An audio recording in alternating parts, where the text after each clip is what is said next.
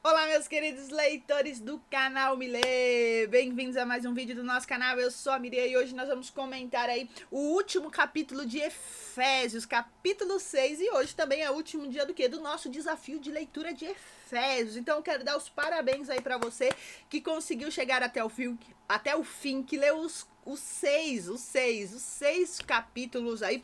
Eu fico muito feliz, né? Eu recebo mensagens aí de várias pessoas falando: olha, Miriam, eu tinha dificuldade de ler, mas agora com o seu incentivo, com seus vídeos fica mais fácil. Eu tô lendo, eu tô entendendo. Então, eu tô muito feliz. Eu quero te dar o parabéns aí. Você conseguiu ler mais um livro da Bíblia. Olha que bom, olha que demais. Comenta aqui você também que tá fazendo um desafio e eu sei que muitas pessoas estão fazendo. Às vezes a pessoa tem vergonha de comentar, de falar, mas fala: olha, Miriam, que legal, eu consegui, eu tô muito feliz. Enfim, eu gosto de ler os comentários aí, de responder todo mundo. Então, gente, o que acontece aqui?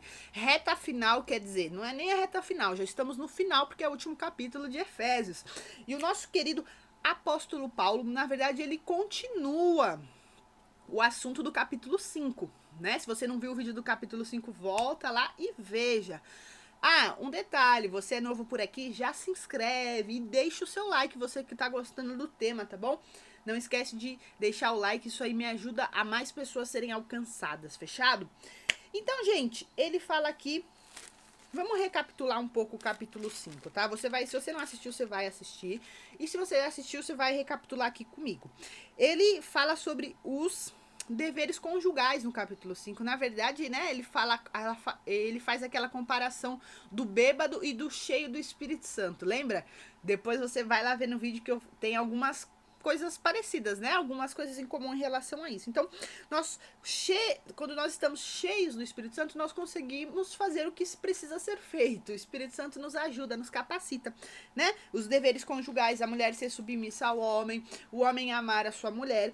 E aqui o 6, ele começa a falar dos deveres de filhos. Então ele começa lá no 5, deveres de marido e mulher. E no 6 ele começa aqui, deveres de pais e filhos e os deveres dos escravos e dos senhores, né? Dos empregados aí e dos chefes, né? Na verdade é isso. E ele começa falando o quê? Que os filhos têm que obedecer seus pais, pois isso é justo. E ele fala que uma curiosidade, né? Honrar pai e mãe é o primeiro mandamento com promessa. Então aqui fala para nós honrarmos os nossos pais, porque tem promessa. Tudo vai te ocorrer bem e você terá vida longa aqui na terra. Aí talvez você fale: ai, Miriam, mas meu pai não foi um bom pai, minha mãe não foi uma boa mãe, só fez coisas ruins para mim, né? A Bíblia aqui não tá falando para você honrar o seu pai e sua mãe, porque se eles forem bons, não tem uma condição aqui, né? Ó, honra seu pai e sua mãe se eles foram bons pais para você. Não, tá falando para honrar. Eu sei que existem situações difíceis, né? Que às vezes a pessoa ali não merece um mínimo de nada, né? Mas quem somos nós para falar se merecem ou não? Por isso que nós temos que estar cheio do Espírito Santo, porque às vezes é difícil honrar alguém que não nos deu atenção, que não nos deu amor, que não nos deu nenhum tipo de nada, de nada. Mas eu sempre digo que os pais, independente se foi a pior criação que você teve, acredite que ele foi o melhor que ele pôde dar para você ou que ela pôde dar para você. Então, honrar é o quê? É respeitar, né? Respeite, né? Tem aí um respeito pelos seus pais. Se você pode ajudar, ajude, né? Se você não pode, não atrapalhe, não queira o mal, né? Mas que você possa aí realmente respeitar para você ter respeitar e honrar para que você possa ter essa promessa, porque é uma condição. Se você honrar, você terá vida longa e as coisas darão certo para você, certo? Então, eu sei que esse é um assunto muito difícil, dá pra gente falar um vídeo só sobre esse versículo aqui, né?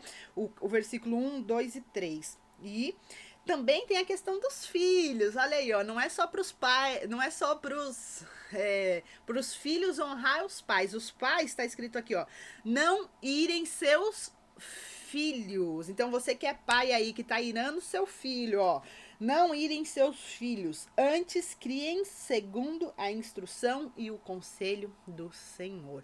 Nós, filhos, devemos honrar e vocês, pais, né? Eu ainda não sou mãe, então por isso que eu tô me colocando aqui no lugar de filho, né? De filha.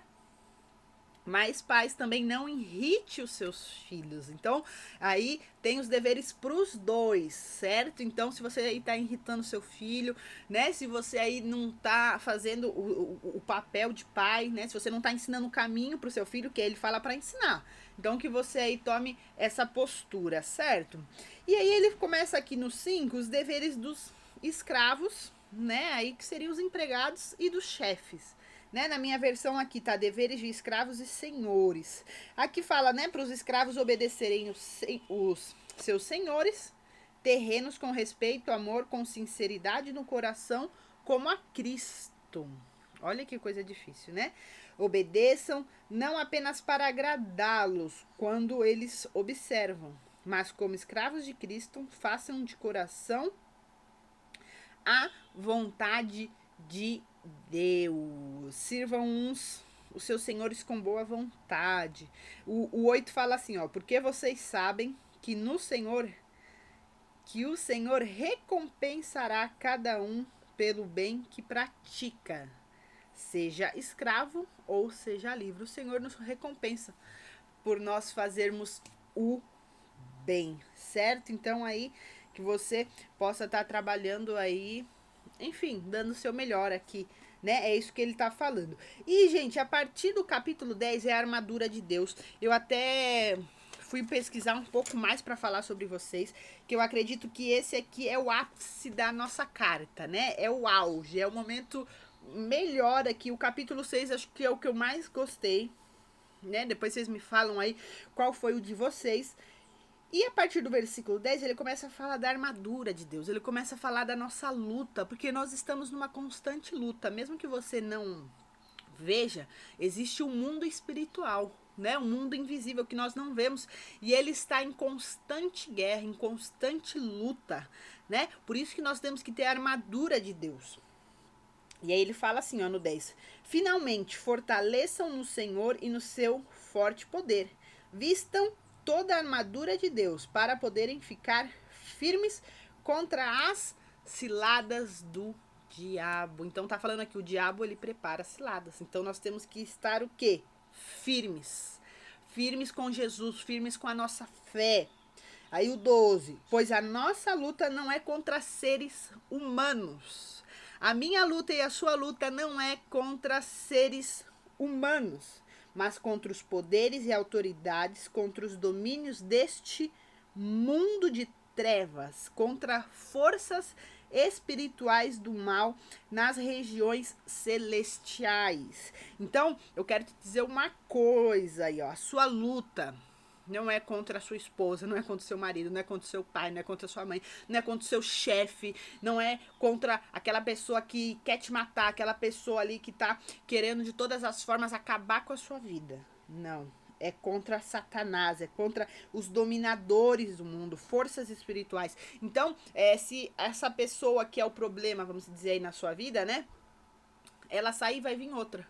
Porque ela é usada pelo o poder das trevas, pelo diabo. Então, você tem que ter isso, que a sua força, a sua luta aí, o seu momento aí, né, de aflição, de angústia, que talvez alguém está tentando de alguma forma te prejudicar, acabar com você, não é a pessoa, mas é o diabo através da vida dela. São forças do mal, né, que estão nas regiões celestiais, que é o que a gente não vê, o mundo invisível. Nós não vemos, mas ele existe. Nós temos que crer nisso, gente, porque tem muita gente que acha que não existe diabo, que todo mundo é lindo, todo mundo é bom.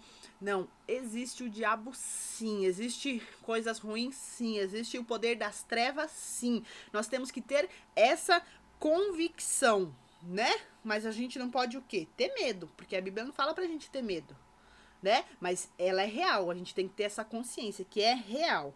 Aí no 13 ele fala assim, ó, por isso vistam toda a armadura de Deus, para que possam resistir no dia mal. Então ele já tá avisando que vai ter dia mal. Vai vir o dia mal e não vai ser um nem dois, vão ser vários dias maus, né? Às vezes as pessoas fazem propaganda enganosa de Jesus, fala assim, ó, vem pra Jesus que seus problemas acabaram, você não vai ter mais luta, você não vai ter mais dificuldade. Olha, eu quero te dizer que isso é propaganda enganosa. Se alguém falou isso pra você, saiba que é mentira. Por quê? nós vamos ter dias difíceis. O próprio Jesus falou, ó, no mundo tereis aflições, mas tende bom ânimo. Nós vamos ter os dias maus. Então, nós temos que estar firmes. E aí ele continua aqui, ó, permanecer inabaláveis depois de terem feito tudo. Então, nós vamos ter dias difíceis, nós vamos ter o dia mau, mas nós temos que resistir ao dia mau. Nós somos mais fortes que o pior dia da nossa vida, né? Nós temos alguém dentro de nós temos o Espírito Santo dentro de nós que vai nos ajudar a resistir ao dia mau. Então, se você começar um dia meio ruim, você fala, hoje é o dia mau, preciso resistir, vou ficar firme, não vou murmurar, não vou reclamar, eu vou até o fim. Certo, gente? Certo? Vocês estão entendendo o que eu tô falando? A Bíblia é muito maravilhosa, ela fala já o que a gente vai ter. E aí o 14, gente, fala assim, ó, mantenham-se firmes, cingindo-se o cinto da verdade. Eu vou explicar um por um, mas vamos ler todos aqui, tá? O cinto da verdade, vestindo a couraça da justiça, tendo os pés calçados com a prontidão do evangelho da paz. 16. Além disso, usem o cinto. Ou não? Errei aqui, gente. Volta.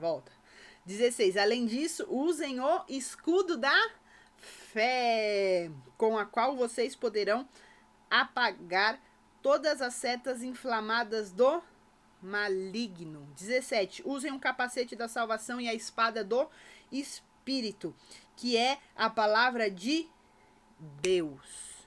Orem no Espírito em todas as ocasiões, com toda força e súplica. Tendo isto em mente, estejam atentos e perseverantes na oração por todos os santos. Então, nós temos que vestir a armadura de Deus e temos que permanecer aí, ó, em constante oração. Orem no Espírito em todas as ocasiões.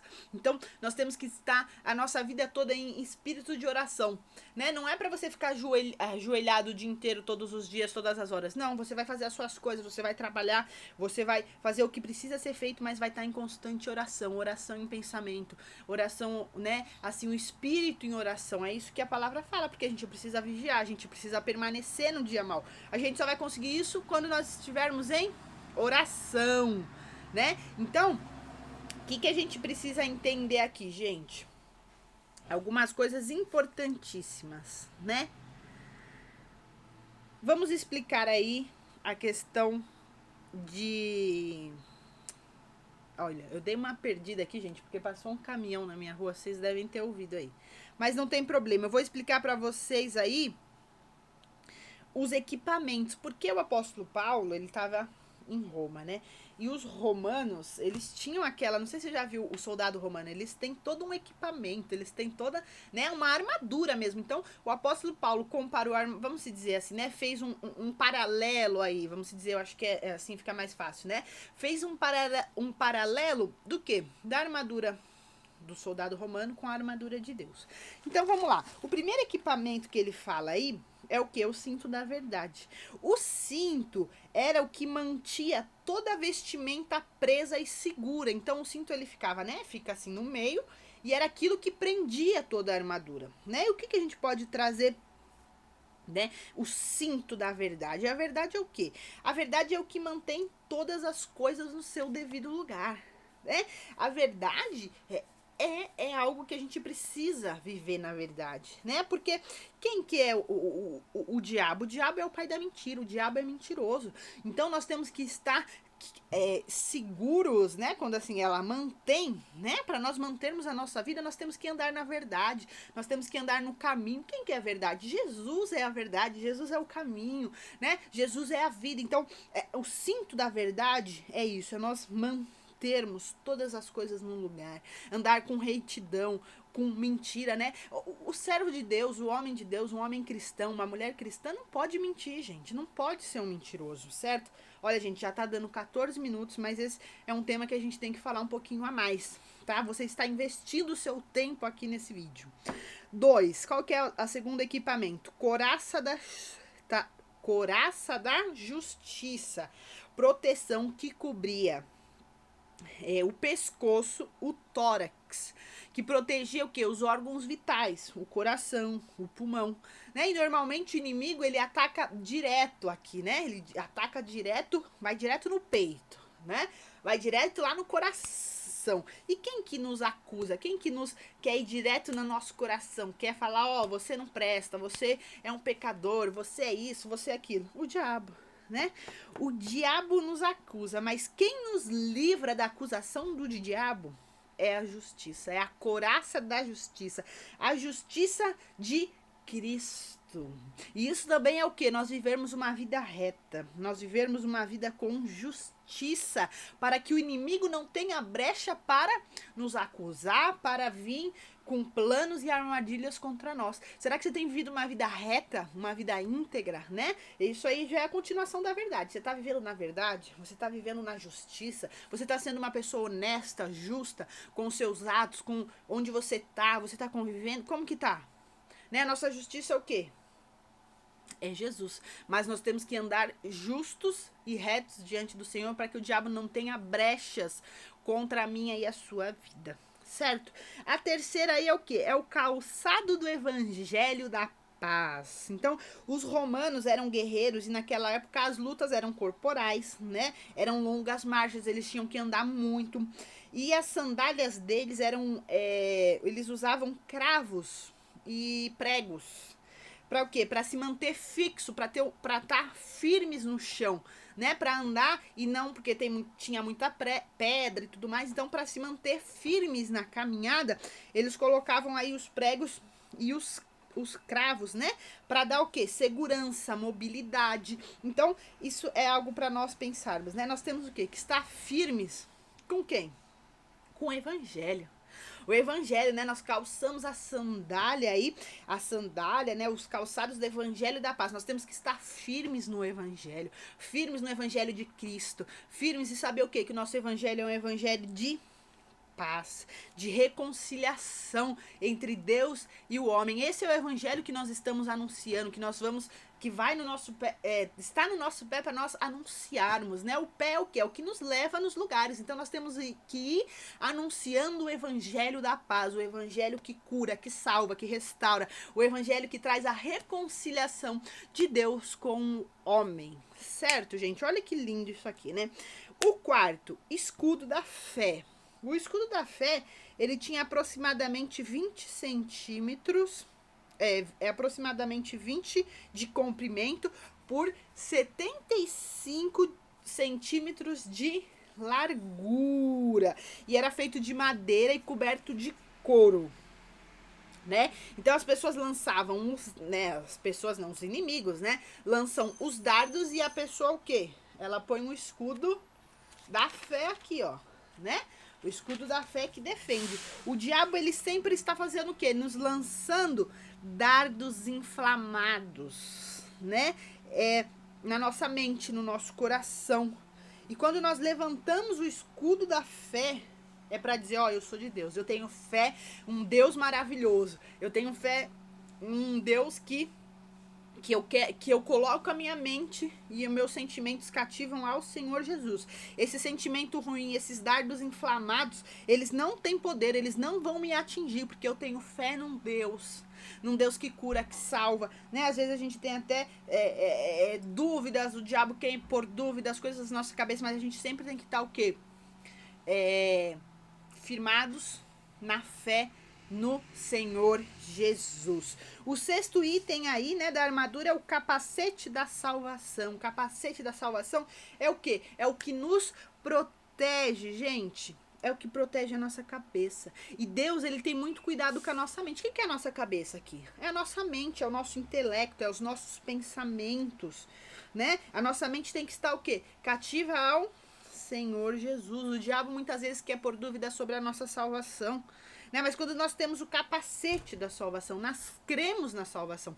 Por isso que nós temos que tomar cuidado com os nossos pensamentos, com as nossas emoções, com o nosso intelecto. Infelizmente, muitos crentes têm preconceito, né? Porque existem questões aí da alma, do corpo. Eu sou psicóloga, eu atendo pessoas que tem problemas realmente na mente, né? Problemas no intelecto, até mesmo nas emoções, e às vezes a gente não dá a importância que é. Mas Deus nos dá um capacete para nós estarmos blindados contra as investidas de Satanás. E por último, porém não menos importante, gente, vamos lá. Espada do Espírito. O que é a espada do Espírito? O apóstolo Paulo, né, até fala aqui, é a palavra de Deus. É a palavra de Deus. Você quer ter vitória na sua vida, você tem que manejar bem a sua espada, né? Vou até pegar aqui a minha espada. Você tem que manejar bem a sua espada. Por isso que é um dos motivos que eu estou fazendo esses desafios pra gente ler, pra gente conhecer. Nós temos que manejar, nós temos que conhecer essa Bíblia aqui, ó, de frente pra trás, de trás pra frente. Nós temos que saber manejar, porque no dia da luta, no dia da aflição, a gente vai lá falar, ó, tá aqui. Tá escrito isso. Ó, Jesus, você tá vendo? Ó, quando vier o inimigo, você vai saber o que falar, você vai saber como lutar, você vai saber o que fazer. Quando chegar, né? Porque infelizmente quando chega a guerra, os cristãos não sabem o que fazer, não sabem como lidar. Infelizmente, as pessoas têm tempo para tudo, menos para manejar a espada, menos para conhecer a sua espada, né? Eu fiz até uma pregação sobre isso, né, do soldado de Davi, né, que segura, que a espada gruda, né, que a espada gruda ali na mão dele. Então, nós temos que conhecer a espada, a Bíblia, a ponto dela fazer parte do nosso corpo. Isso é algo muito, muito especial. Vou ver se eu acho o link lá no YouTube da igreja para vocês darem uma olhada nessa pregação. Mas enfim, gente, é isso. Essa é a armadura de Deus, que você toma posse hoje. Que se hoje você lê e vai falando, Jesus, coloque em mim o cinto da verdade, a couraça da justiça. Coloque em mim, Jesus, coloque. E no final aqui ele pede oração. O apóstolo Paulo pede para que o povo, né, a igreja de Éfeso, ore por ele, porque ele estava preso, né, gente? Ele estava passando por momentos difíceis. E ele faz a saudação final, falando que a carta ia ser entregue para ele. Entregue para eles, né, para a igreja. E ele termina, né, falando que a paz da igreja esteja com todos. E, enfim, tá escrito aqui, né, a graça seja com todos os que amam o nosso Senhor Jesus com amor incorruptível. E é isso, gente. Terminamos mais uma carta. Ó, o vídeo ficou 22 minutos, gente. Sangue de Jesus. Mas eu tenho certeza que se você assistiu aqui, você foi abençoado, edificado. E eu sei que você aí vai poder usufruir de tudo que você ouviu. Vai ficar guardado na sua mente. Envie esse vídeo para alguém que precisa saber todas essas coisas, todas essas preciosidades que nós lemos aqui, tá bom? Um beijo no seu coração. Em breve, galera, vamos começar o próximo, hein? Filipenses é o nosso próximo desafio. Eu te espero, tá bom? Um beijão no seu coração e tchau.